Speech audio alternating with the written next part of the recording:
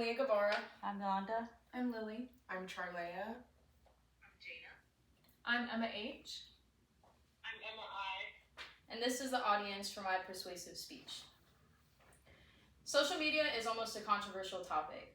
Some people love it and some people hate it. Personally, I think that there are a lot of pros and cons to social media, but there are certain ways that you can use it in a beneficial way rather than a negative way. Not only can we use social media to our advantage, but we can also be influenced by it in a positive way. There's a variety of things that can influence us in a negative way, but it's up to us to look at the things that are beneficial to us. I can say that the reason that I post on social media is to get my name out there and show off my talents and what I like to do, but realistically it feeds the human ego, which is something that we all enjoy whether you realize it or not. I also can't sit here and say that reading positive comments don't make me feel good and make me gain confidence. But in the same sense, when I get negative comments, it's the same level of emotion, just in an opposite way. It deflates my confidence and doesn't make me feel good. But despite the negative comments, the positive ones are always nice to hear. But it's something that I will never let get to my head. This is the dangerous part about social media. The phrase, "the fame is getting to their head," is a real thing because it makes people's ego go up, they can become cocky, and they end up developing the mentality that they're better than everyone else instead of remaining humble. This growing age of innovative and advanced technology can be overstimulating, but it has helped us so much. You may not realize it, but going day to day without our normal technological use would be hard for us to adjust to. Most of us don't realize that social media is a great way for us to communicate, get our name out there, start businesses, educate others, look at the news, traffic, the weather, and so much more. This is the positive and intelligent way that we can use technology to our advantage, and a perfect example of how we can use technology without it using us. The fact of the matter is that social media can deteriorate our mental health, but if we use it in a way by following people that don't empower us, or we watch media that is not educational, or things that aren't of interest to us, it's inevitable that it can be influential in an unfavorable way. Another example of a way that we can use social media and not let it use us is by acknowledging the fact that we use it for ourselves. The stuff that we post is supposed to be intentional and purposeful. If you post valuable knowledge, the people that need that information can find you, and they can be influenced by you. This follows along with the basic concept of self-expression. According to the gov.uk, the website states that self-expression is the way that you can express your thoughts, actions, and ideas in many different ways. This also enables a person to develop better communication skills, be able to share their own ideas, and become more creative. According to the Harvard T.H. Chan School of Public Health website, under their article on social media, use can be positive for mental health and well-being, it states that social media can provide individuals with a platform that overcomes barriers of distance and time, allowing them to connect and reconnect with others and thereby expand their strengths, strengthening their in-person networks and interactions.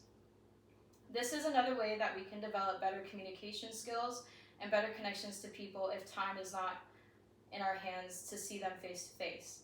This is another positive factor that social media can provide for us in our day-to-day lives to help build stronger relations and connections with people. Let me tell you an example of how social media influenced me in a positive way. I was at the gym last week and I had my phone with me. I saw this crazy machine that was meant to help build muscle in your upper back. I had no idea how to use it, but because of technology and people using it to their advantage to reach a target audience, I was able to find how to use that machine within seconds. I was able to look up a YouTube video on how to use the machine properly with good form. From then on, I had confidence to walk into the gym and know how to use the machine with proper form. This seems like such a small way of relying on technology, but that's how we live in our day-to-day lives. If we don't know something, we look it up. If we want to learn something, we look it up. If you want to learn how to cook something, we look it up. If you want to know how to get somewhere, we look it up. We use our phones and technology overall to help make our lives more convenient. According to the technology for mindfulness.com, under their blog about 5 positives of social media, why social media is good for us, states that James H. Fowler, PhD, UCD, professor of political science and medicine, stated that when we see a friend start exercising again on social, for example, I change my mind about how much I should be exercising, or I share stories with my other friends who are influenced to do the same. You either change your behavior or you transmit information about the behavior to others who change their behavior.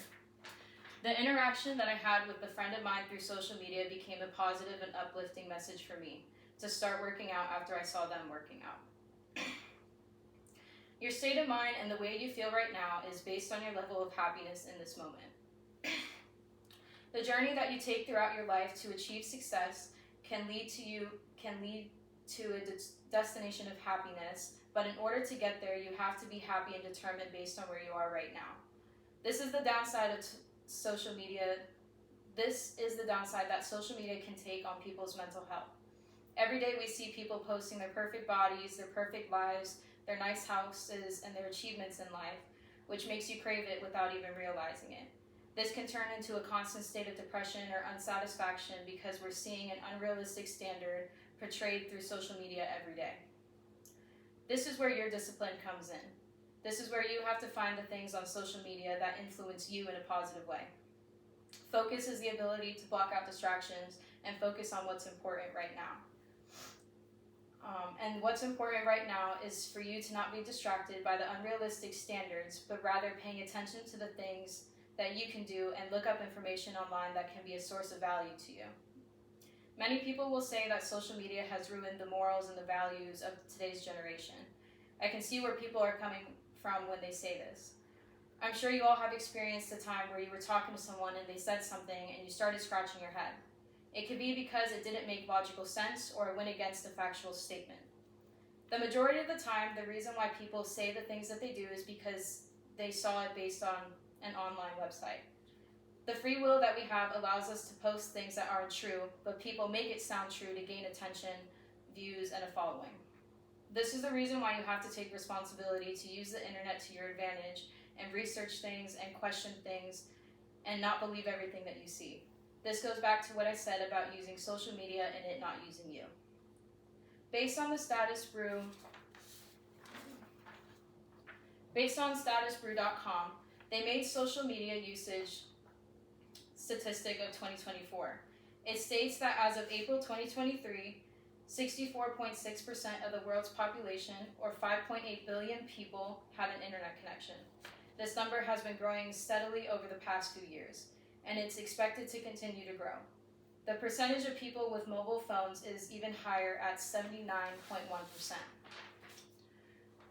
It also states the general social media statistics of 2024. It states that 4.95 billion social media users around the world in October of 2023. 15 social media platforms have at least 400 million active users as of July in 2023. 92.7% of internet users are on social media. 9 out of 10 internet users now use social media each month.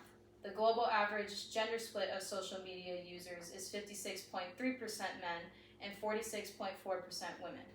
An average person spends 2 hours and 24 minutes per day using social media.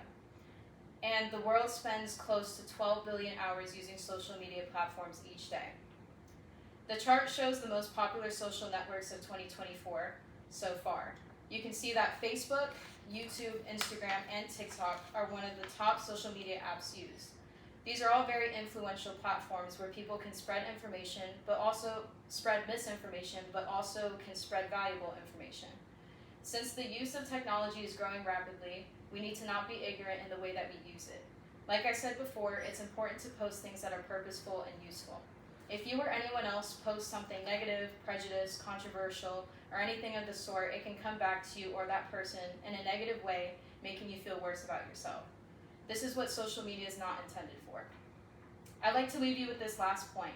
Next time you're using your phone for social media like TikTok, Instagram, Twitter, think about who you're watching and if they have a good influence on you.